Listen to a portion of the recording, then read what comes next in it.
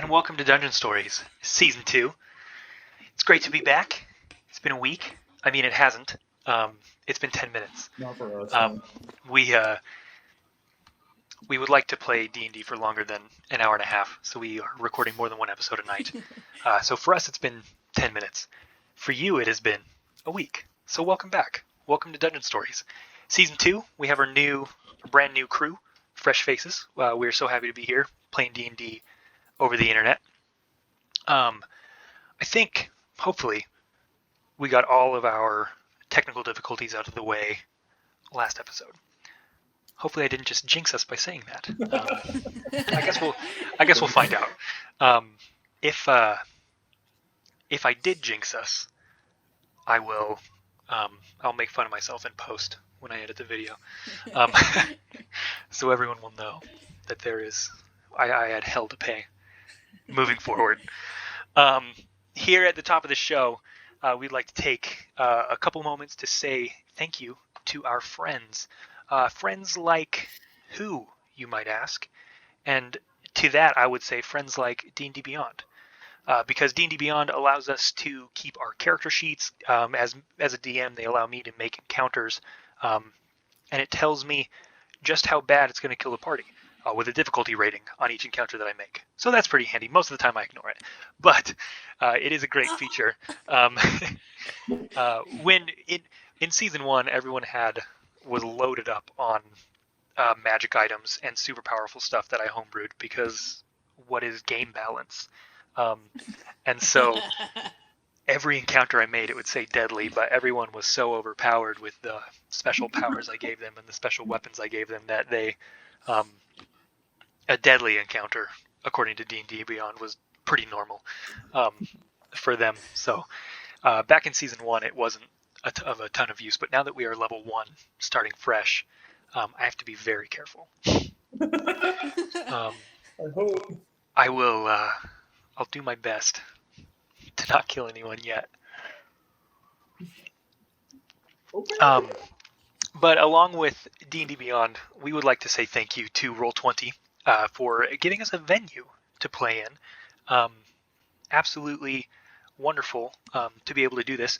There are a lot of programs out there for this, but Roll20 is great because it is for free. And it's easy to use. There were a couple that I was interested in checking out, but they all just had way steeper learning curves than Roll20, and a lot of them required money. And I didn't want to ask you guys to pay money to dive into something, so this was a great option for us. So thank you, Roll20, for being cool. And we'd also like to say thank you to Hero Forge.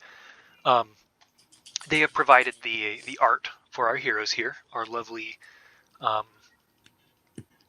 adventurers. Hero Forge is awesome. You can make miniatures of your characters on there. They have a ton of options. They have full color. They add stuff every Tuesday. They call it Treasure Tuesday, and they add a new addition to Hero Forge. So it's wonderful. It's constantly updated. I have purchased so many miniatures from Hero Forge, so they definitely have the Dungeon Story stamp of approval, which keep an eye out for that on products in the future. You'll know it's good if it's endorsed by Dungeon Stories. We are the pinnacle of class in the D&D world, and our taste is immaculate. So you can take recommendations from us. You can trust us. And with that, I am Norin, your Dungeon Master. I'm Easton. I'm playing Azel the Monk. I am Jenny. I am playing Alondra the Paladin. And I am Michael. I am playing Aaron the Wizard. Fantastic. So to recap what happened last time, we met our heroes. Basically, each of our heroes, for their own reasons, their own goals, they came to the continent of Boreos, to the town of Rumbleton. Each of them kind of pursuing a different goal, each of them with a different reason for being here. And upon entering the town, the city of Rumbleton, for their various goals, the various means to an end that they were pursuing here. They learned of some pretty terrible happenings in the city as of late. And now those terrible happenings, including but not limited to the disappearance of about half of the city's children, missing, just disappeared, and hardly any evidence to show for it, hardly any idea of what it is that might be causing these disappearances. So they were called to the town square for a meeting where a group of paladins belonging to the Order of Stelnos, they informed the town that they would be putting together a task force to look for these children, to investigate around Rubbleton and see what they could find, see what kind of information they could turn up.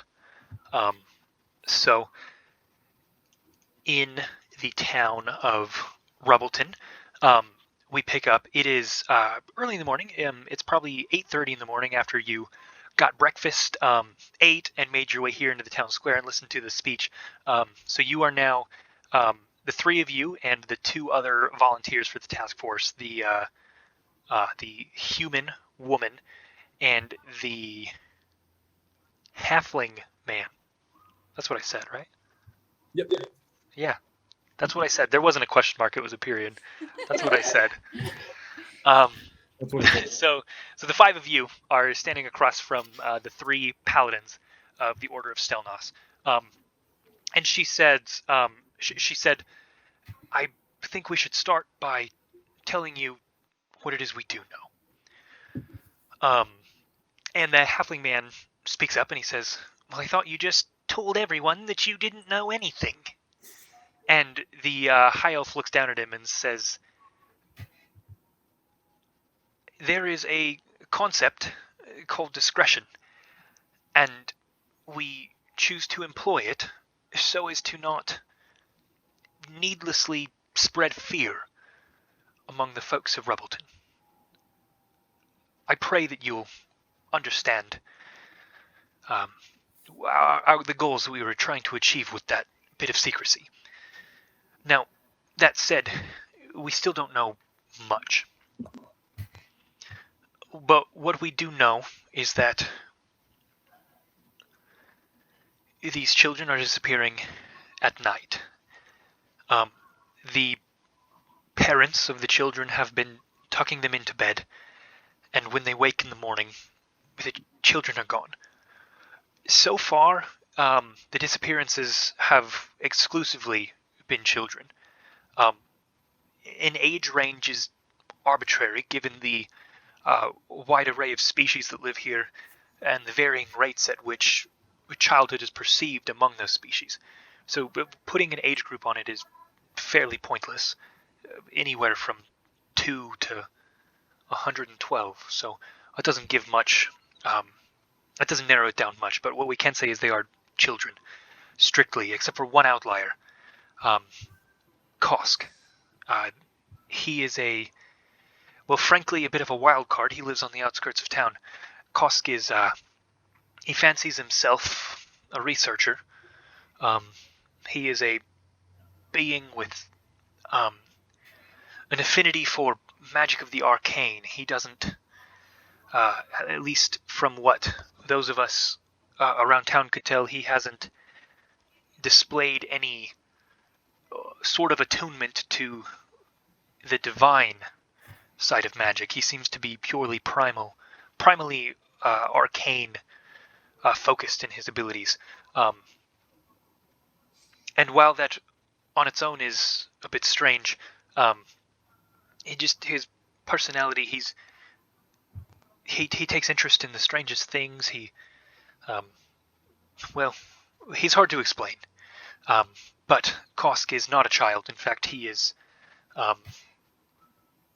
rather on the elderly side, and he has disappeared as well. But aside from Kosk, exclusively the young citizens of Rubbleton have disappeared. We have received word from towns, neighboring towns, such as Cobble and Bloom's Edge, that, well, they have seen disappearances as well. Not near to the scale as we have, but there seems more recent it's beginning. I think as the pickings here dwindle, whatever is causing this is moving outside our borders, but as it stands, we can't afford to investigate their disappearances when we have no true leads on our own. Now, what we're proposing here with this task force is, we will oversee you, but we're sort of entrusting this to you, to especially the three of you, and she kind of gestures to the three of you.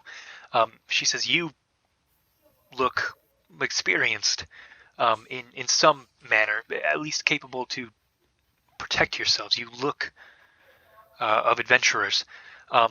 And so the hope is that you might be able to sort of lead this charge, sort of form a plan, and of course we will offer the assistance that we can, but we are limited in our numbers and have other duties to attend to as paladins of Stelnos. So we ask that you helm this yourself, but should you need assistance, feel free to ask us for it, and we will provide what we can in the ways that we can. But for now, investigating is the priority. Unfortunately, we have not been able to investigate as much as we would have liked, but of course that's where you come in. So are there any more questions? Hopefully we can answer. I'm good. All right. Do you have any clue as to what might be causing these attacks? Anything at all? Or are we starting from nothing? Well, if anything, the lack of clues itself might be our first clue. People are sloppy and leave behind trails, footprints, scratches, evidence. The lack of that suggests something beyond the powers of, well, beyond the abilities of the humanoids of this town. I will hold out the hand and say like this. She is reasonably taken aback at the fact that you just pulled a severed hand out of your pocket. Naturally, she is a little shocked at this, but she composes herself quickly, and she says, I suppose so. Where, might I ask, did you find that? I found this looking at Kosk's old home, shack, if you will, and I'm surprised you haven't found this already, but here it is. Well, Kosk wasn't the highest on our list of priorities. The children have families that are worried about them. Kosk simply doesn't. So, yes, we missed it, and the establishment of this task force is our apology for that. But it seems that, you've already proven yourself an investigator above our own stature, apparently. So, Apparently. Hazel's gonna kind of like lean over and like, so you just carry a hand with you? I have many things with me. Like other hands? Well, perhaps we will see, given some time. Okay. the other two, the two that are the volunteers that are citizens, the human woman and the halfling man, they each take like 5 steps back away from Aaron after that exchange. They give him some I'm only here space. to help. And take our hands. But the high elf paladin, she continues and she says, please, again, I trust you to take this investigation into your own hands. You are not beholden to a contract. We understand if you decide it's not worth your time and you want to move on. But we have agreed to compensate you monetarily should you provide sufficient evidence, or hopefully the children. But of course, we'll take what help we can get. So thank you, and good luck. Let us know if you find or need anything. Seems fair. Will do. Well then, where might we be going first? Maybe we should get to know each other. If we're all gonna helm the lead, helm this, we should probably know each other's names at least. Well, I am Aaron. I have the hand. And who might you be? Just streamed to the paladin. I am Alondra. And Alondra. you? Aaron. Aaron is my name. I turn to the human monk. Hazel, I'm gonna extend my hand to the paladin. See I if- will haphazardly extend the hand and shake. Whew. Okay, really firm. And I'm gonna extend it out to Aaron. Handshake. I'll shake your hand. Well, it's good to meet you two. Let's get cracking. The human woman and the halfling man, the two volunteers, they kind of look at each other and they look back at the three of you. And the halfling man says, I'm Kelvin. It's great to meet you, friendly folk. And the elf woman says, and I am Lorella. Cool. Hazel's Nice. gonna Oh, go ahead. just extend his hand again. They'll shake, and then Kelvin will say, well, maybe it's best if we split up. And then him and Lorella will kind of turn and walk away. I'm gonna lean over to the trio and like, you think they took that the wrong way? I'm pretty sure they did. Must have been the hand. I don't know. I feel bad. I mean, the hand is evidence. It's not that weird. And you just found that laying in his shack? Yes. Did you find anything else interesting, like any other body parts? I mean, I wasn't particularly looking for body parts, but this was all that I did find. We can go back. I think that's a good starting point. I agree. This is more than they had. For working at night, I found this in the day. Maybe that was the issue all along. They They couldn't see it. yes, dark at night, you dumbasses. See, I personally can't see as well at night. Oh my That's just me. Yeah, I can't either. I don't really have good eyes. Is that why your eyes are different colored? Are they? He looks at us. Wait. Huh. What color are they? One of them is blue, and the other one is brown. Cool. All right then. I will use my cantrip, Minor Illusion, and just make like an image of your face in my hand. This is you. That works. Huh. Okay then. Well, I guess I have two different colored eyes. Have you never seen your face? Not really, no. I haven't really seen like a reflection, I guess. You didn't have a mirror back home or looked at a body of water?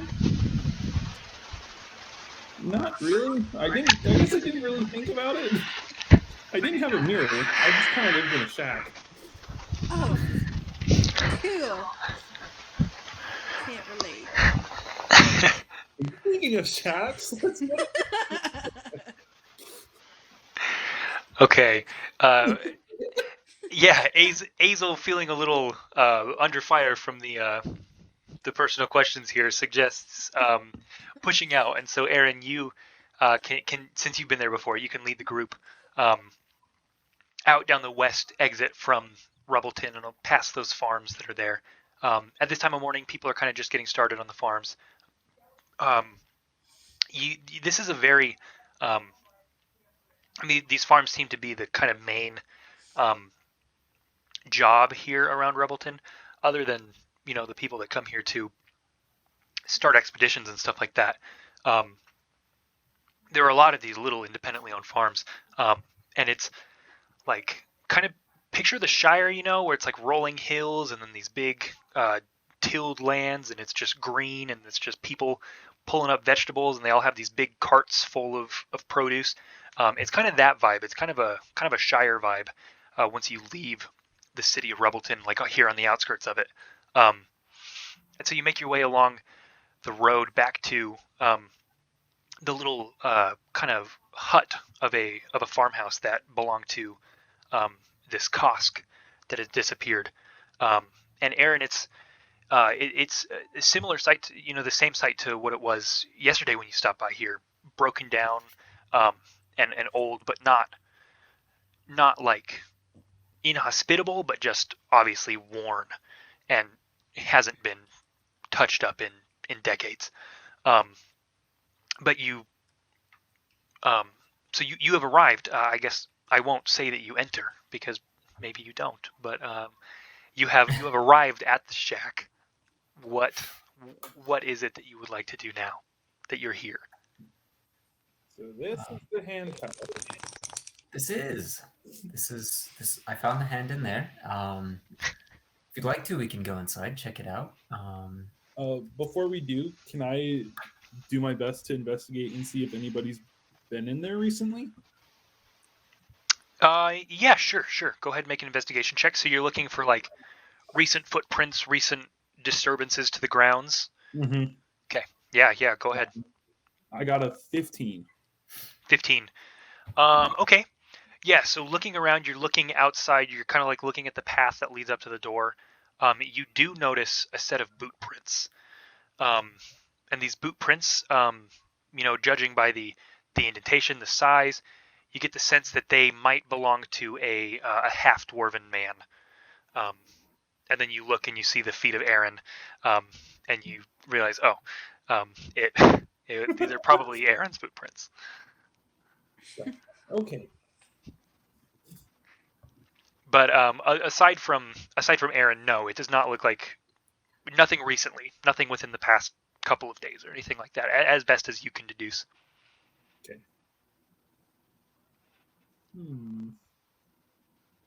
Yeah, Hazel will shrug and happily walk in. Okay.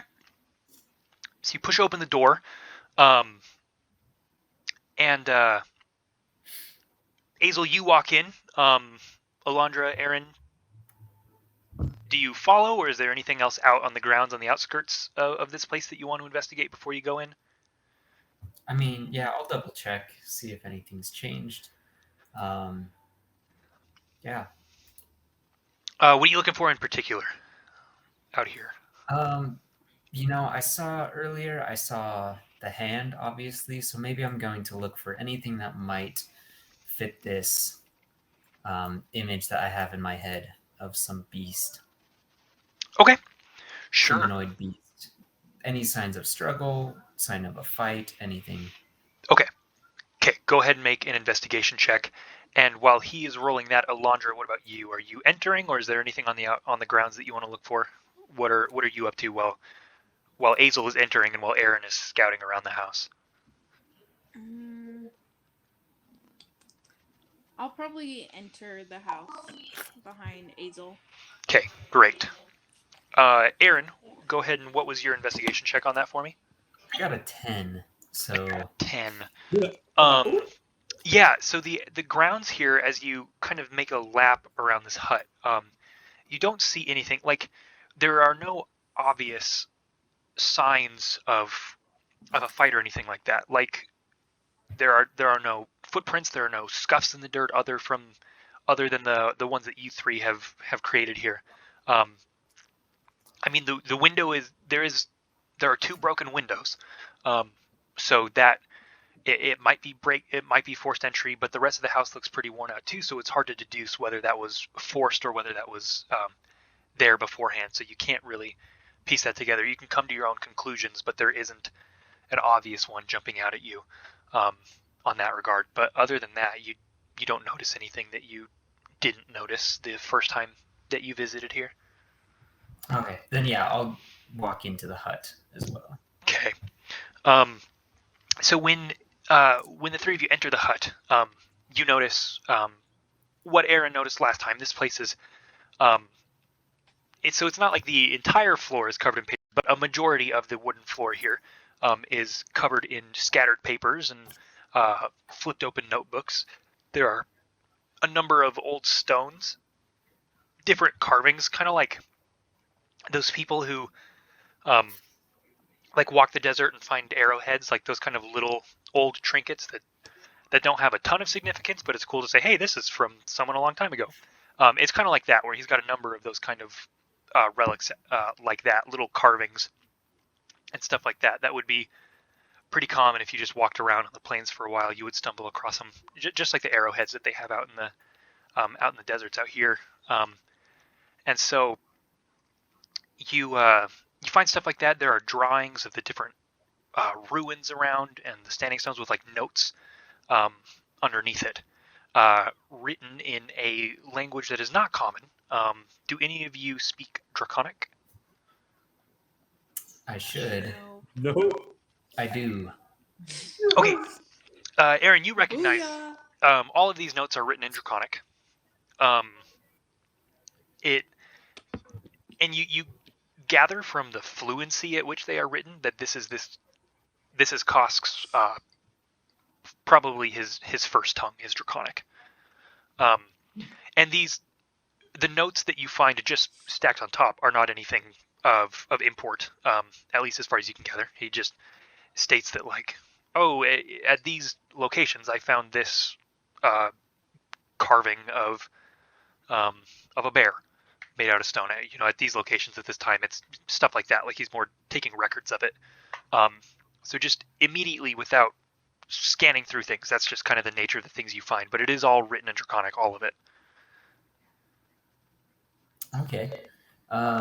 Yeah, then I'll pass this off and say these are pretty menial. They just have minor notes as such.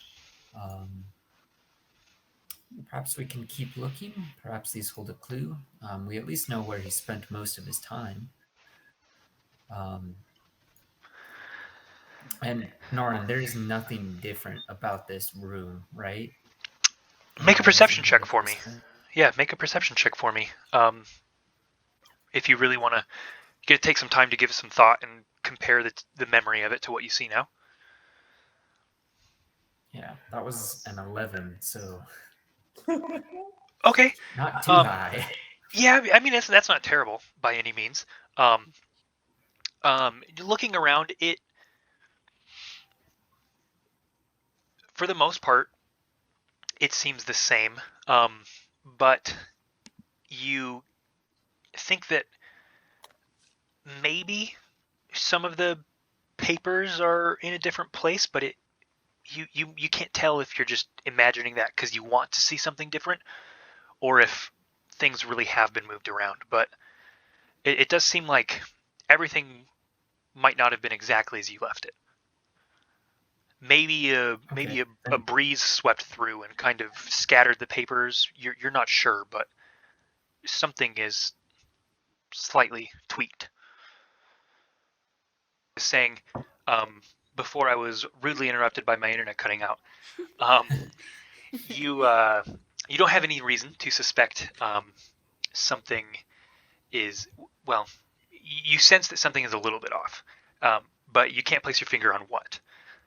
And I think I need to make fun of myself in the intro for jinxing it on the technical difficulties.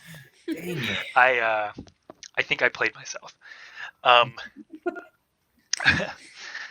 But yeah, so you are a little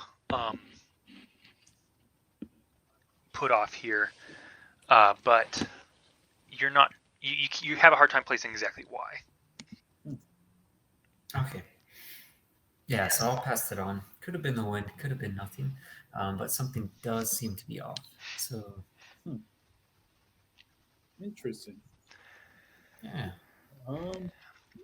As he says that, God damn it. Dun dun dun. yeah, the best part of D&D.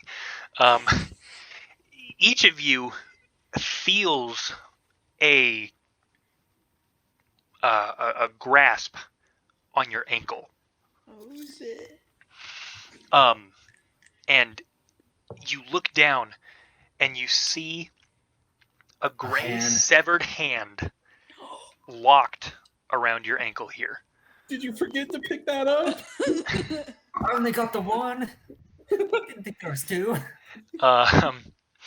So let me roll 20 here and figure this out. Whoops. Do you want initiative? Yeah. I would. In the meantime, please roll initiative for me, my friends. Oh boy. Oh, that was baller. Oh shoot. That was baller. It was not baller. Aaron, what happened? What happened? What do you mean? You got a 5. I didn't get a 5. Aaron did. I did. Not to roast. That is that's not great. How about let's use this one by Mystery Cat to quote What? our artists. I have a list here. I can find art. Like there's free assets on Roll20. So this one is made by someone who goes by the name of Mystery Cat. Cool. So thank you, Mystery Cat, for that. So then I will place. Oops, hold on. I think I'm still in the map layer. Let's see what. And then, can you guys see that? Did the map change for you? Do you see a house now instead of the map of Thakos? No. Not on my end. Okay, great. Okay, so everyone has rolled initiative, yes? Mm-hmm. Yes. Did you all do it in? Did you do it in D&D Beyond? Yep. No. Yeah. Okay, Jenny, that's fine. What was yours? Mine is a 17. Okay. I think going forward, D&D Beyond, if you're for initiative, that's where you should roll it because then I can look in the game log Oh, okay. and see it. But for everything else, you can roll it wherever you would like. Okay. Oh, that one would have been better. What'd you get that time?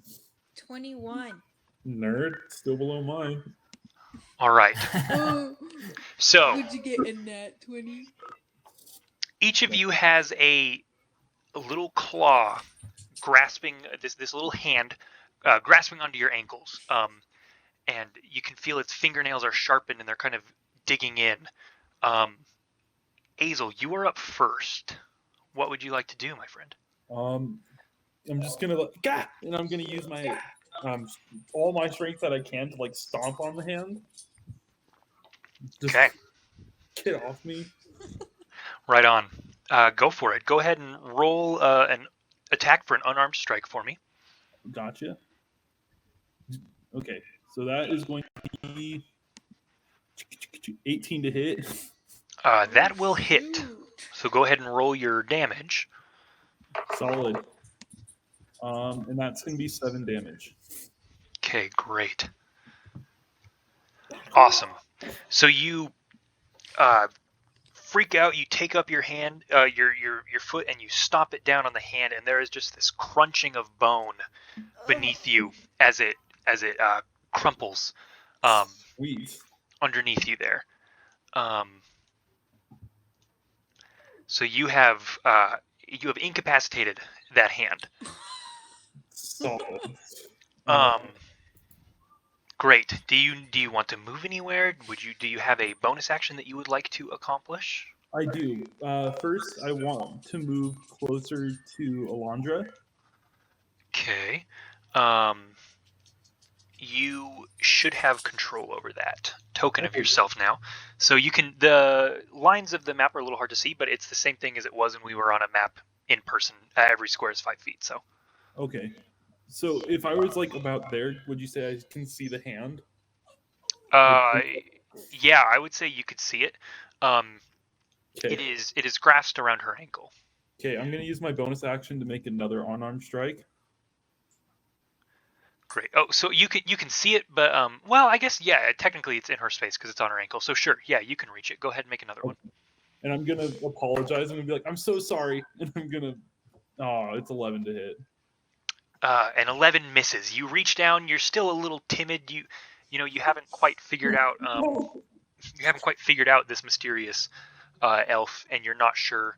You don't want to accidentally step on her toes, so you're a little timid as you go in for that stomp, and you just kind of stomp on the floor next to it, not really accomplishing much with that. Whoops.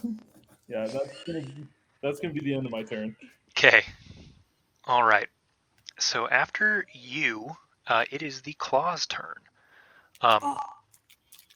So the claw here is going to first we'll start with the one that's on you, Alondra. It's going to actually like crawl its way kind of up your leg, like on the outside of your armor. It's going to make its way up, and it is going to take its like knife-like fingernails and try and dig them in through your armor here. So it's going to make an attack at you. And that is going to be a 17 to hit. Does that hit? Yes. Okay. So its claws dig in, and as they do, you are going to take 5 points of piercing damage as its claws pierce into you. Okay. That's cool. And then next, the other claw here is going to, Aaron, it is going to do the same thing. It's going to start moving its way kind of up your leg, and it's also going to try to pierce into you with its fingernails here. Does a 19 hits, I imagine. Yes. It does. Even for a wizard proficient in armor, I think that still Yeah. hits. It does. Okay. I'm gonna let it. Okay. You are looking at 4 points of piercing damage as it makes its way probably up to your hip, and then digs in. So after the claws, as they are ascending your body, Alondra, it's your turn. You have just had this. It has found its way kind of through a chink in your armor here on the legs, and drawn a little bit of blood from you as it's piercing in. It's your turn, Alondra. Okay, I will unsheath my. What do I have again? Short sword. Rapier. No, I have a rapier too. I'll unsheath my rapier and kind of try to like hit it off of my leg. Okay, go ahead and make an attack. Sick. That is a 30-20. Okay, yeah, totally hits. Go ahead and roll your damage. Okay. That is 11 damage. 11 damage. Awesome. You unsheath your rapier and it's kind of an awkward angle, Luckily, it's not up too high, so you're not coming in towards yourself at all. You can go down, and you manage to like skewer it. You stab down and you pull it off, and then you're holding it kind of like a shish kebab. It's like at the tip of your rapier, and then it kind of slides down a little bit, and you like fling it, and it like rolls along the floor. But you have successfully dealt with that hand, that crawling claw. Hazel's gonna let out a scream when you do that. Okay, and then she's gonna move forward 10, 15, 20, 25 next to Erin. Okay.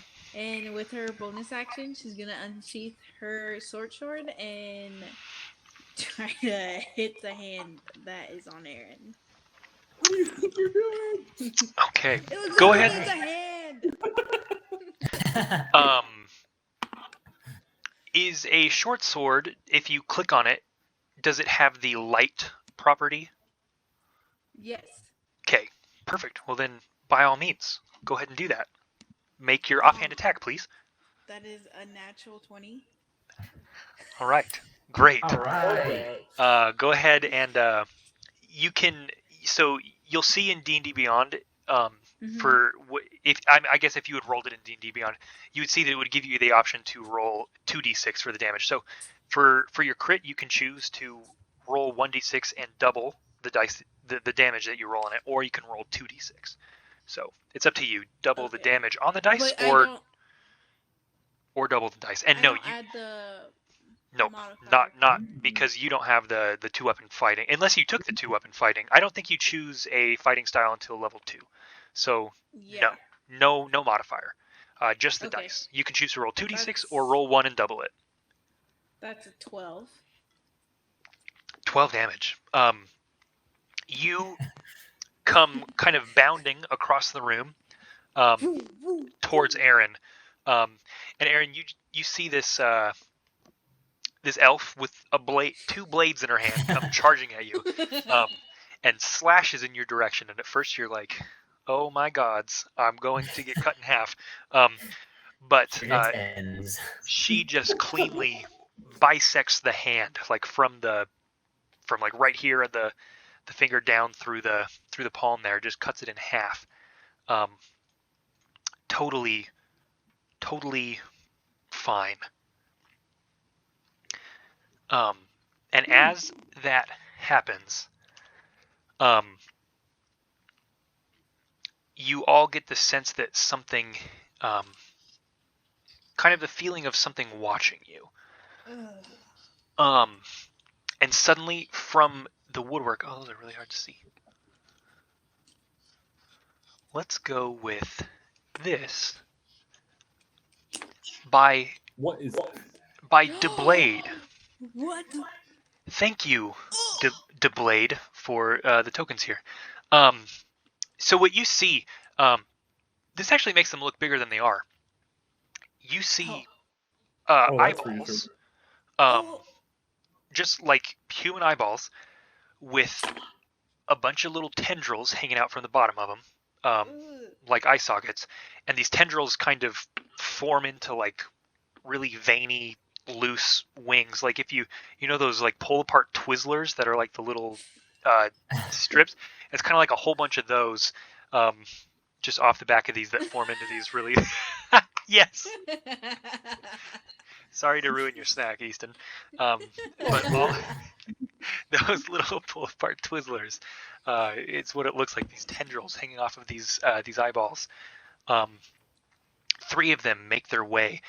They seem to appear from like chests or up in like the dark corners of the hut. They poke their way out, or from a drawer. So it looks like they were in hiding here. And they pop out. And Erin, you see these eyeballs kind of floating around you. They're flying in the air, hovering. And it's your turn, Erin. Okay, yeah, so the one immediately on the lower part of this map, I will just blast it really quickly with a fire bolt. Sure, go ahead and roll a spell attack for me for your firebolt. Is going to be a 24 to hit. Ooh. Great, that'll hit. Go ahead and roll your damage. Ah, dang it. That's going to do 1 point of fire damage. Oh, okay. Oh yeah. All right. Anything else? Do you want to move? Do you have a bonus action you'd like to take? No, as far as bonus action, I do not have anything that I can do, so I'll simply stay, just kind of ready myself. Okay, great. Okay, so after you, Aaron, it is the Flying Eyes' turn. They're gonna kind of position themselves like this, and they're kind of flapping with these really stringy, veiny wings, move around like this, and then each of them is going to shoot out a beam. This one is actually going to come up to you, Alondra. You know what? This one too. We'll go to Azel. This one here is going to shoot a beam at Aaron. It is a ray that is like this purple, like the little eyeball, like this big, right? Well, probably this big. Like this big is going to like glow with this like purple aura around it, and then it's going to shoot out like a little laser in your direction, Aaron. Okay. But it's going to be a 6 to hit. That does not. So it goes like whizzing past you, and it strikes into the desk here, and it leaves this like kind of smoking dent, like this little miniature crater in the wood of the desk, and you just feel it like whiz by, and you like look back and you see this little trail of smoke rising up from the desk. This eyeball here, it's going to fly almost like kind of like a wasp. You know how sometimes once they get going, they're a little too fast to see. You know, it kind of like darts at you, and it's kind of like bobbing back and forth like this because its wings aren't super well put together. This eyeball comes at you, and it is heading for your face. And it's as it comes, its wings, as it gets within about like 5 feet of you, its wings untangle. So now it is just loose tentacles, and it goes and it takes the momentum and lunges at your face, and it's going to try and grab your face with its tentacles here, its little tendrils. Kind of cute, kind of disgusting. And that is going to be a 16 to hit. Does that hit? That just hits. Its tentacles latch onto your face, and you can feel them kind of poking around at your eye, like they're trying to dig into your eye. Its tendrils are like digging in here. Ooh. That sounds pretty cool. That's going to be 4 points of piercing damage. Okay. As it is like it's trying to like dig its tentacles in like underneath your eyelids there. It is a very uncomfortable feeling. And Azel, that same thing is going to happen to you. It's going to be flapping at you super fast, kind of bobbing back and forth, and then its wings like untangle rapidly, and it's going to try to like latch its tendrils onto your head here. Okay. That's going to be a 22 to hit. Yeah. It's on my face. Okay, and that's going to be 3 points of piercing damage. The same thing is happening. It's trying to dig into your eyes here. God. So these flying eyes are trying to Get in there. trying to remove yours. Yes, it seems. So that was the eyes' turn. Azel, it's your turn. You have an eye attached to your face, trying to work its way into your eye socket. What would you like to do? Pull it off. I'm gonna take everything I can. I'm gonna use the athletics I've got and just like grapple with it. Just try to push it off me. Okay, sure. You're not gonna punch your face? No, I'm not. Okay, so you're trying to like grab and throw then so. Go ahead and let's do like a grapple here. Let's do opposed athletics checks, okay? Oh, that was a nat 20. Me too. Oh my god. Oh. I also got a nat 20. Is that allowed? Yeah. In all my years of DMing, 2 nat 20s. I think at this point the universe just has to implode, Easton. Campaign over. Well played. So, well, let's say, I mean, what's your strength, right? So let's total it then. What's your strength? My strength? Yeah, add your modifier to the 20. 20 plus your strength mod. I think I can do my Dex mod if it's a check. Is it? Is that it? No, It's you crazy. yeah, monk. for grapple, escaping a grapple, you can do athletics or acrobatics, but performing a grapple like this would be is athletics. Okay, so that's a plus, or my total is 15. That's my strength. Oh no! Add your modifier to the 20, so 20 plus your modifier. Oh, cool. 22. Okay, I was like -5. Yeah. How did you do that? That makes more sense. 22 is, funnily enough, also exactly what the eye got. So, Reroll. well, I mean, meet or exceed a DC, right? That's how saving throws roll. You have met a DC, right? So you grab him and you pull him off. But I will say, at this point, he is just like maybe 3 inches from you. You tried to throw it, but it latched so hard that it almost stayed attached to your hand almost. So it is just like hovering in front of you. Aaron, take it. Yeah, and so that was your action to pull it off like that. Is there a bonus action that you'd like to make? Let me take a look here. I can't do the attack. I didn't do the attack option. No. I can't do a bonus action, but Okay. I will keep standing there, and I will keep like trying to wiggle it off, I guess. Okay, yeah, it's still got like 3 tendrils attached to your hand, and you're just sitting there like wagging your hand like that. No. Okay, so that is Aaron. All the claws are dead, so after Aaron, it is Alondra's turn. Alondra, there is an eye attached to your face. Pull it off. I guess I will try to pull it off. Okay, so you're also going to do what Azel did? Okay, so go ahead and make an athletics check. I'll make one as well. Okay. Sticky hand. Much worse. 11 on that. Mine is a 13. Okay. Yeah, solid. I will let you throw it 10 feet in a direction of your choosing. Which way would you like it to go? Closer to Azel.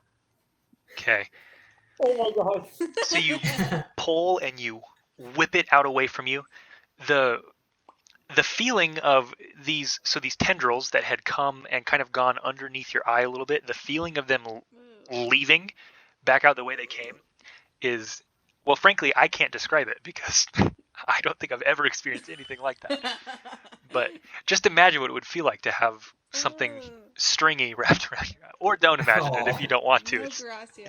I started saying it and I was like, I don't even want to do that. Okay, Alondra, anything else to bonus action? I do not have a bonus action I can do. Would you like to move at all? Your square is no longer occupied, so you won't suffer an opportunity attack if you'd like to move anywhere. I'll move over here. Kind of back myself to the wall and keep an eye out for the next eye that's going to come towards me. Okay, yeah, you have your blades out and you kind of back up against the wall here, readying yourself for what might be to come. All right. After you, Aaron, it's your turn. There is an eye that has shot a laser at you and missed, and then there is an eye that is trying to be removed from the hand of Azel up a little ways away from you. What would you like to do? Oh shoot. I will cast magic missile. And sure. At which one? I'll do the one that's on top of Azel. Okay, this one over here. Yeah. Okay. I will just shoot out some magic missiles. I don't know if I have to predetermine all 3, but I will do that.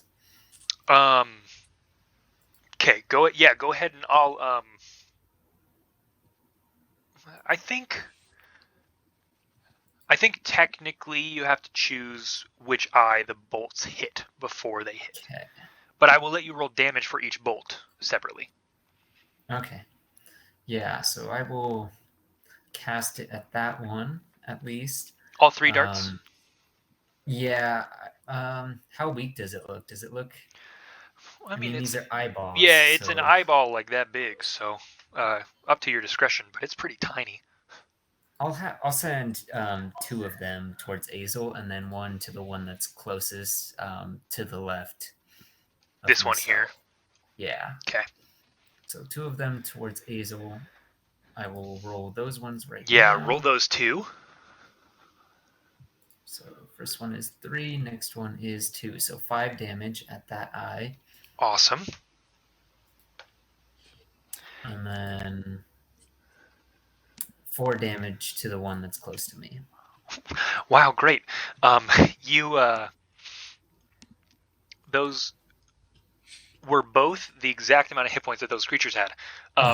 So as you cast, you have your spell book and you like trace your rune in the air and then push your hand through the rune and it spirals off into these 3 deep purple darts that the first 2 kind of spinning over one another, and they both crash into the eyeball that's around your hand, Azel, and that eye just kind of like explodes in this little splatter of eye goop. And then over here, this one that you had previously fire bolted, it's a little bit singed from the firebolt scraping below it. It gets struck by the remaining dart. Like as the other 2 spiral over this way, the third one shoots like directly up and then turns around and arcs down in a downward motion and strikes into it and just like launches it into the floor, and it strikes the floor and just splatters on the floor. Great, Aaron, you have defeated 2 eyeballs. Yes. Which is a sentence I don't think I've ever said in my life. Then as soon as I do that, I'm going to step far back. Okay. To this corner. Great. All right, it is the remaining eye's turn.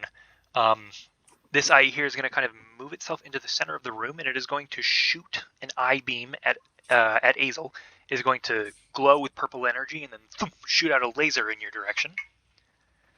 And I imagine it'll hit. Yes, that is a 21. Yeah, that hits. Okay.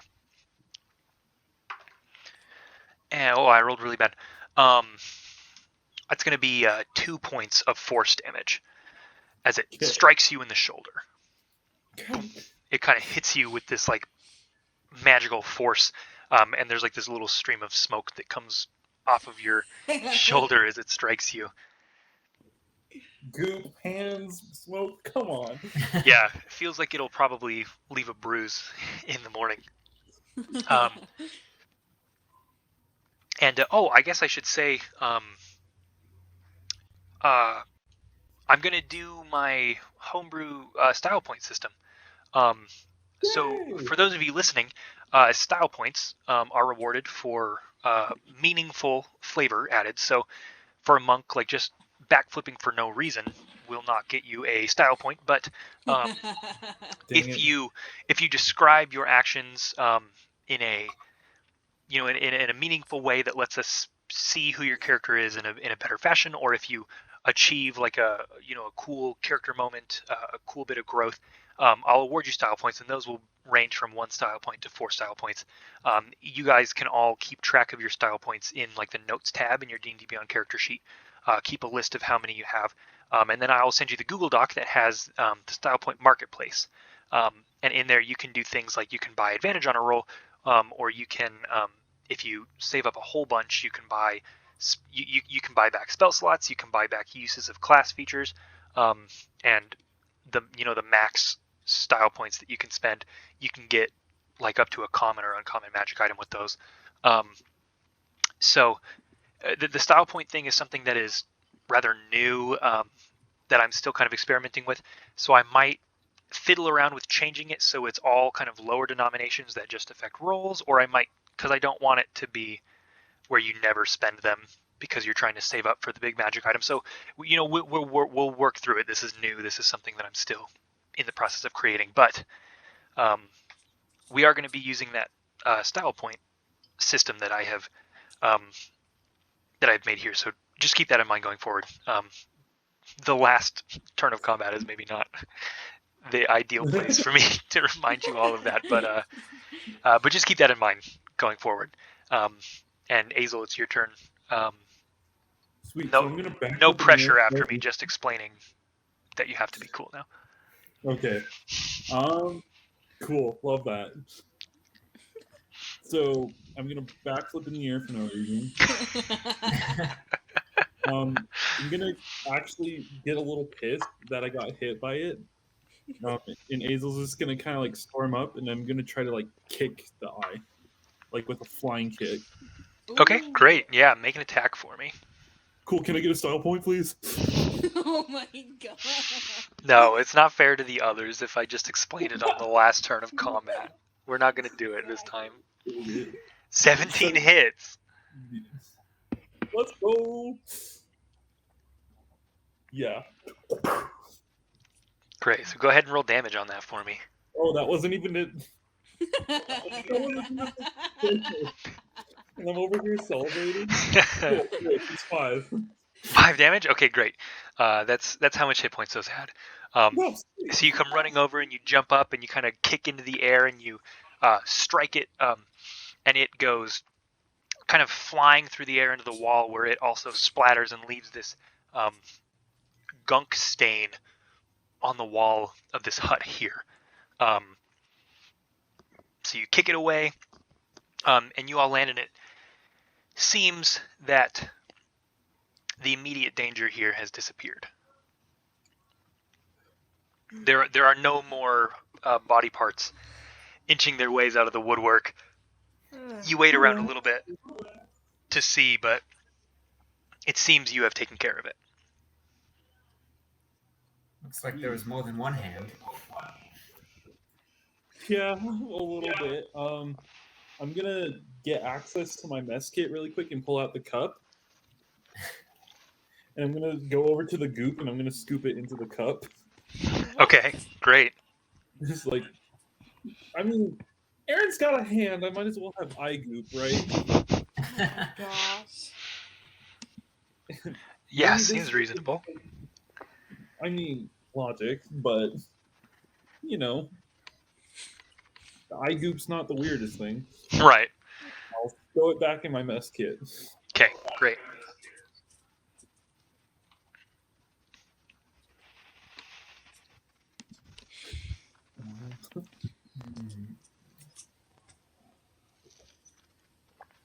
So, what now? Do we tell the other paladins about the eyes and the hands? Can I like run outside this area and just look for like any signs of any person? You know, maybe someone was summoning these or casting these. Can I just try and look? Yeah, for sure. So you dart out of Kosk's hut, and you make your way, and you kind of are scouting. You make a lap around the hut. Go ahead and make a perception check for me.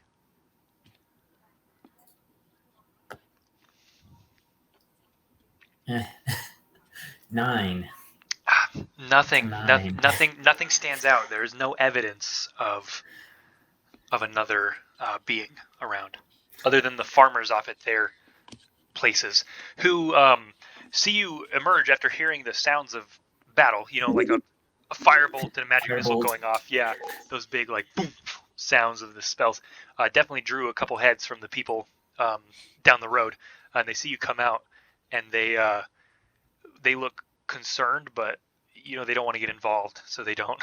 They try and look away as they see you. But other than the people at the other farms, there's no evidence of other beings around. Okay. Yeah, then I'll go back inside. Okay.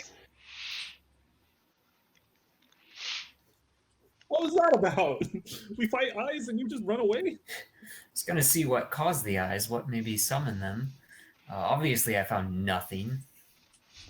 I'm gonna pull the cup back out of the mess kit. Can you tell if this is like magical or something? I mean, Wait. yeah, I'll sit down here and cast detect magic. Okay, sure. Just kind of Um, ritually cast it. I'll go and redraw the runes. Yeah, great. So you sit down and you take out your chalk or what have you to start the ritual to begin detect magic here.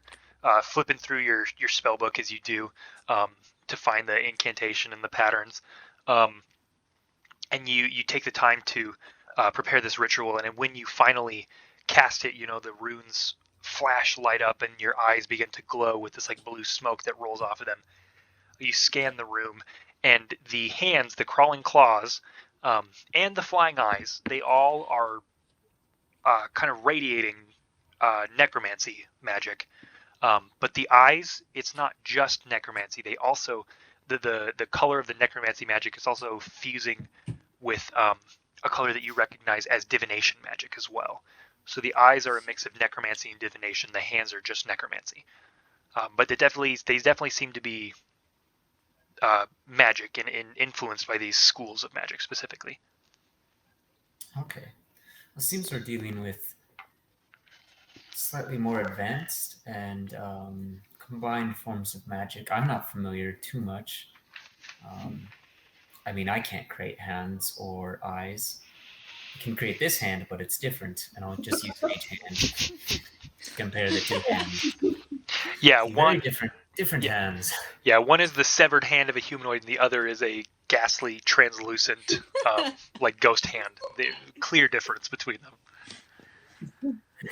Uh, Well,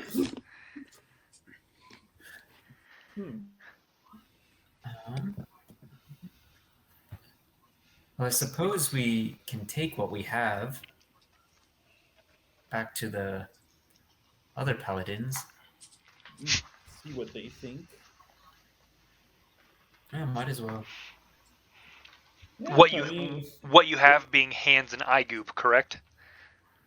And the knowledge that it's necromancy. Right. maybe there's a more to the hand. Can we tell how old, like how long it's been away from its owner? Does it have an owner?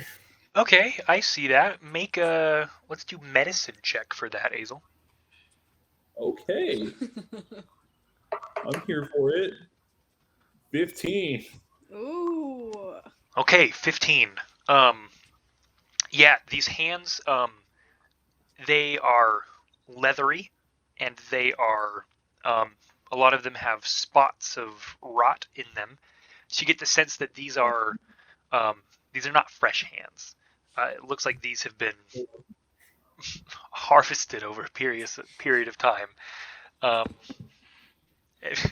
Cool. it's like Stardew Valley. They're summer crops. They Oh my god. but yeah, no, you get the sense that these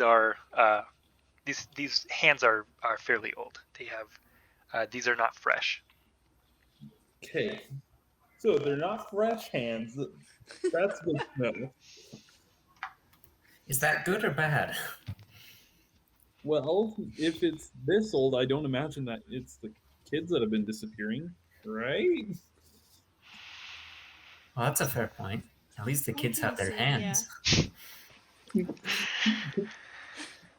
Yeah, we found something. Well, Alondra, while the boys have been chatting about their severed limbs, what have you been up to in the interim here?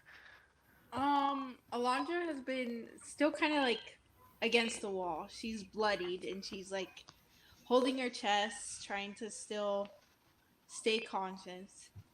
And she she's debating, so you can see in her face that she's in a conflict debating whether she should do something or not. And so I'm gonna have her roll to see if she does end up doing what she could do. Okay. And so I said that evens would be she'd use the magic and odd she wouldn't. And so she is gonna cast Divine Sense just Okay. to see if she can see anything, kind of what Erin was doing, but kind of just seeing if she can see, feel any location of celestial fiends, undead, or detecting any good or evil that are coming from the hands and eyeballs. Sure. Um, okay, yeah. So what's the range on that? Is it Uh, 60 feet? it is 60 feet, yes. Okay. Um, yeah. So like Aaron, you definitely and this power, your divine sense, this is new. You this is not something that you could do yesterday before Mm-hmm. Torrance spoke to you. So this is new, and it's something that you maybe don't even realize that you're doing. But Oh. looking around at the scene and kind of taking it in, um, you're kind of looking and like blinking regularly, and then one time Mm-hmm. you blink and you open your eyes, and the world is looks different for a split second, and you sense this cold necromantic aura coming from these hands and eyes in the room, and then you blink again, and it's gone and it's back to normal. But you definitely sense the necromancy coming from these creatures. Um, but maybe thankfully you don't sense it anywhere else within the 60 feet. Okay.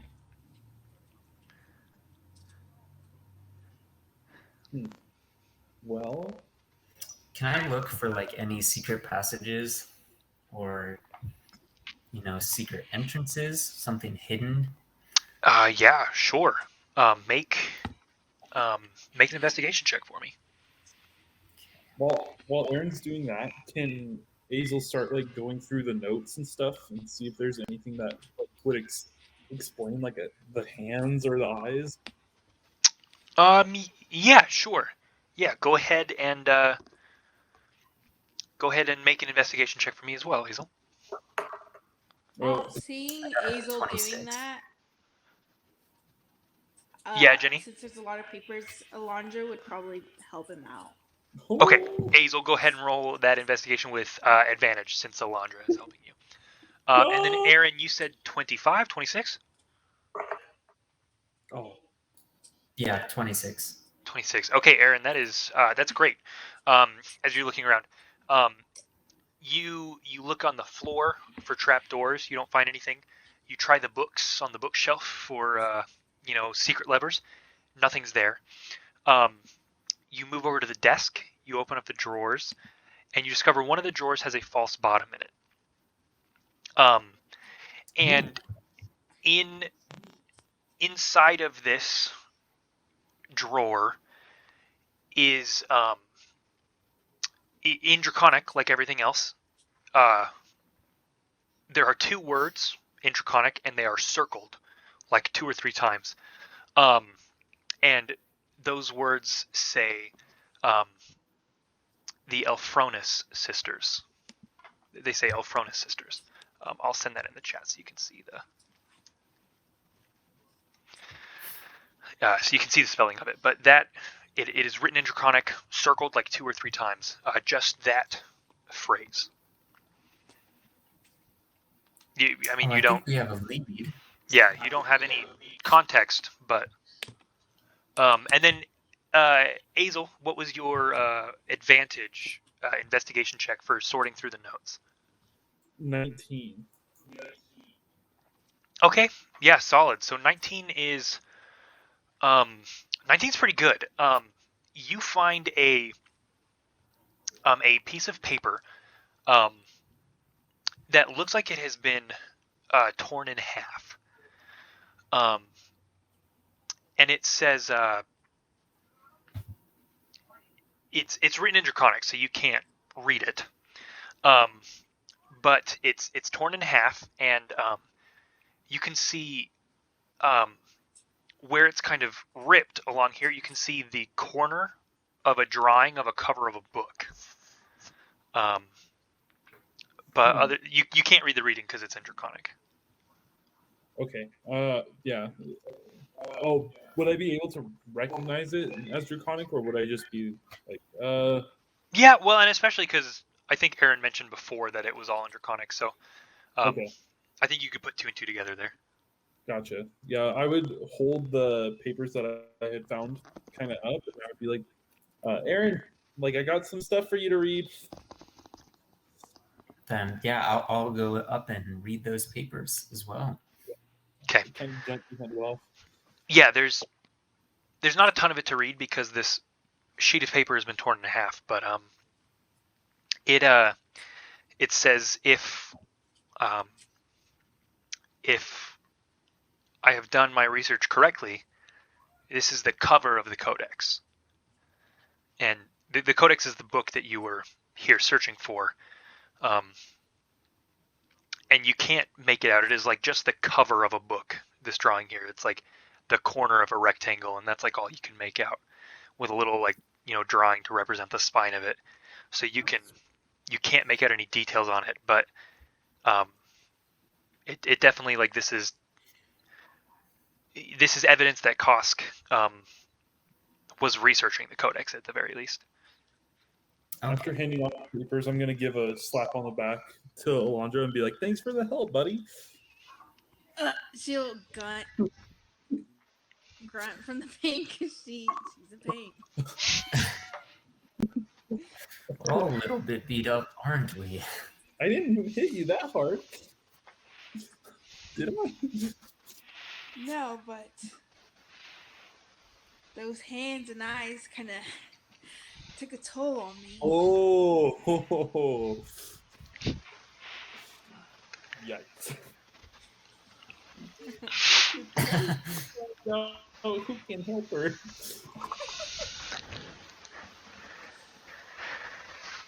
I mean, I can't. So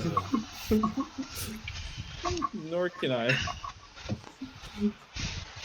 I don't know how to heal. we may just have. That is not my wheelhouse. I can tell you that. Usually try and not get hit. But, perhaps we can talk to the paladins. We have a lead here, the Alphronis sisters, and perhaps over there, maybe some of them might have a little bit more of that divine magic. See if they can heal that way. Sounds good. That's a good idea. How much time has passed? Like, since you left the Paladins initially, Yeah. probably an hour and a half. You didn't walk too far, but you spent a good amount of time like investigating and stuff. So probably hour and a half, hour and 45 minutes. So it's probably about, if that was at 8:30, it's probably almost 10 a.m. Sweet. All right. Okay, so you guys are gonna head back to Rubbleton then to meet with the Paladins. Is that correct? Yes. Heck yeah. Okay. Yeah. Great. So yeah, that's easy to do. You leave Kosk's little house here, and you make your way back past the farms, and seeing you bleeding and bruised, and after hearing the sounds of the tussle, the farmers that you pass by are intrigued, to say the least. As you all walk by, usually they kind of averted their gaze, not too keen on the strangers, but now you've become somewhat of a spectacle as you make your way out. And you walk down the road, you make your way back into Rubbleton, and there are kind of paladins of Stelnos just kind of making rounds, just like regular guards, but just like walking in through along the western road here. You don't see the 3 that you had seen before, but you can ask where they might be, and they would direct you toward the kind of staging house, the barracks, the station, if you will, for these paladins. So you can make your way there through Rubbleton, and you can see the High Elf is sitting kind of behind a desk kind of in the lobby of this station area, kind of sorting through some paperwork, and she sees the three of you walk in, and obviously clearly wounded, especially Alondra, who has like blood leaking from between her armor and like a big black eye now that's starting to form. And she kind of looks and she says, "Wow, I mean, sorry to be blunt, but you look terrible. What Thank you. what happened? You weren't even gone for 2 hours." I'll just drop all the hands. To accompany that, I'll just take the eye goop out and just gently place it. What the hell is? How have you not found a single hand? We went out for 2 hours and found 4. I And Well- a couple eyes. I mean, what's left of the eyes? eyes? What the? I mean, where did you find them? Were they just stacked in a bookcase, or what? I don't understand what these have to do with the children. That is a great point. You know what? Guys, little help. How do you think we are so beat up? You're telling me that your injuries and this pile of hands are connected. I mean, she'll look and she'll see the one that has like the rapier hole in it, and the one that was crushed by like Azel's foot, and she says, "I suppose there was clearly. You're saying that these hands attacked you, and the eyes too? That Yes. you have to. You have to understand how that sounds, don't you?" Yeah. I get it. But I suppose, I mean, I don't understand how else, if you didn't fight these things, I don't understand how you would end up looking like that. She gestures to the black eye around Alondra's eye, and Azel, you too, you have one starting to form from where it was digging around in your eye socket. She says, I don't have a. It makes as much sense as it can, I suppose, judging by your injuries. Yeah, it's not fun. Would not recommend it, but guys, a little help. So you're saying that these hands and eyes attacked you? You were in Kosk's hut again? Yes. I mean, Kosk is a strange. Well, he was very odd, but I don't know. This doesn't. I never suspected if these were his or not. I don't know. This is a lot to wrap my head around. I'm sure you understand. Suspected investigating the outlier in your missings. Why him when children have been missing this whole time? Well, I mean, like I said, he wasn't as pressing to investigate because we had parents screaming at us for their children, but we had no one pushing us to investigate Kosk, so he wasn't as high on our list of priorities.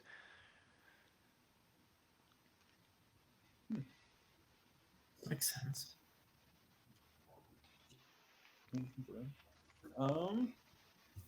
Can I insight Yeah, a thing? yeah. Go ahead. Go ahead and make an insight check. What are you trying to deduce from her with that? I just want to try and deduce if she thinks that it really could be him, or if she's just trying to like grasp at straws. Okay. You know? Yeah, sure. Go. Go ahead and roll that insight for me. Ah, shoot, that's a 5. Okay. Yeah. I mean, Distracted.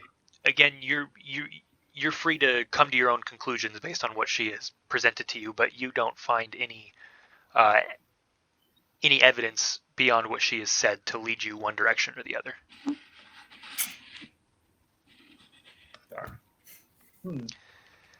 Well, I don't know if it's really connected, but we were able to get like a name, kind of. And I was wondering, have you heard of like the Elthronus sisters? Well, yes. They. It's two sisters, and they are traveling merchants. They come into town every couple of weeks. They bring odds and ends and tapestries and rugs. Um, they're very nice people. They've been coming about every 2 or 3 weeks for almost 2 years now is when they started showing up, but I don't see how they tie into this. Where did you hear of them? We just found their name on a piece of paper in Kosk Lodge, whatever that is. How long ago did the kids start disappearing? Can you remind me? The first one disappeared about a little over a month ago, about 5 weeks ago.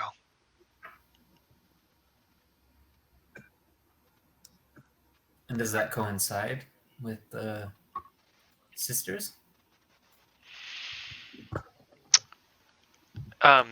They weren't here when they disappeared. They were here the week before.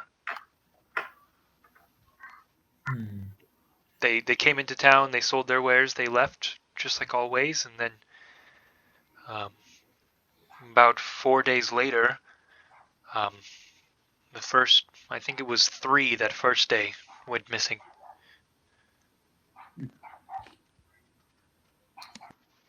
Well,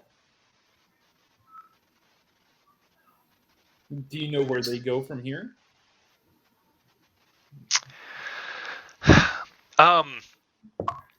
I mean, we're not the only town they visit. I think they have a loop.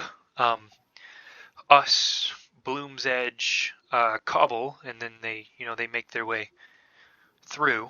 I don't know where they're from. I don't know where their home is, but from what I can tell, they have a sort of route that they travel on, and we're a part of that route.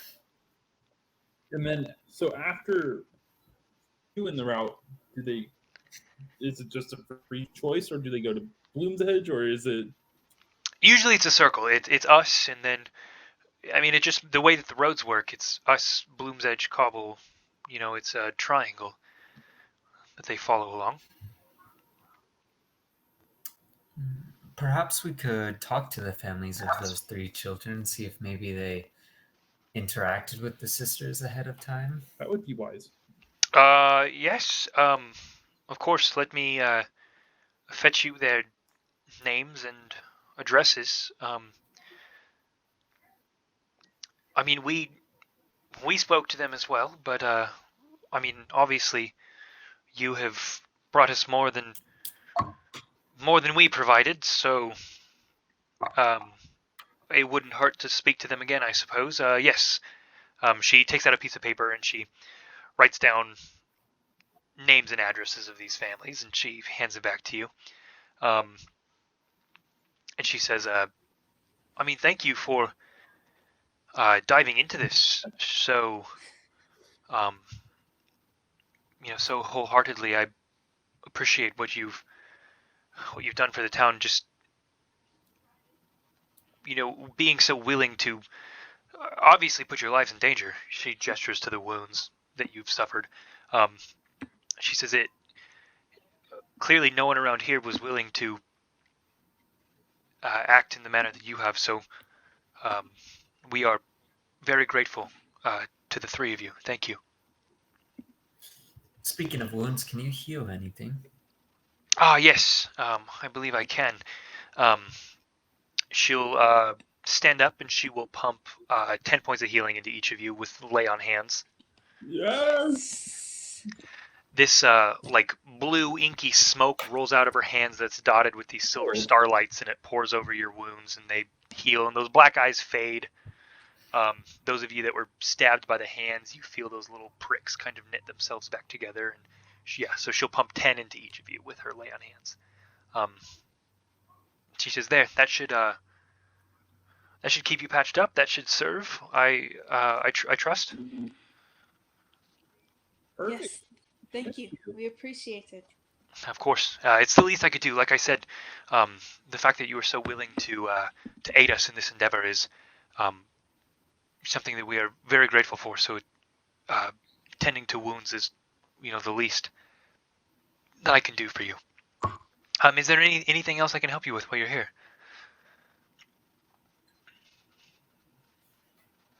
No, I mean, I'm good. Everything's been settled.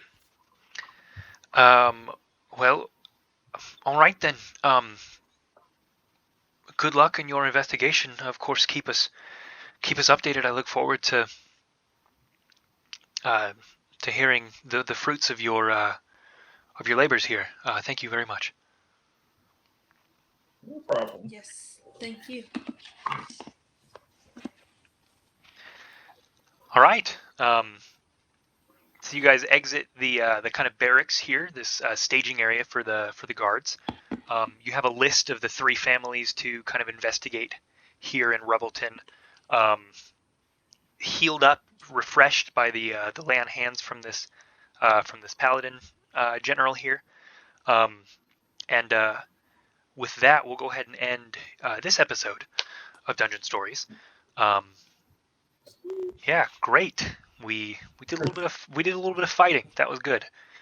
Yeah. A nice taste of what you guys could do. Sweet. Squash eyes and stomp hands. Yeah. I would say sorry for getting so visceral in the very first combat, but you guys have played D&D with me before, so you know how I roll. Yeah.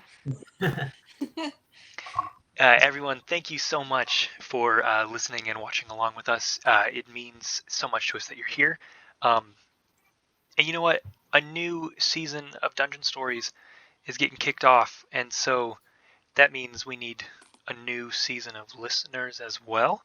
So please, rate the podcast on iTunes, share with your friends. We're on YouTube now, so I don't know, like share the video on Twitter, post highlights onto TikTok if you would like to take clips of them. I don't know, but we would be honored if you spread the word and encouraged others to tune in as well. So thank you all so much for listening.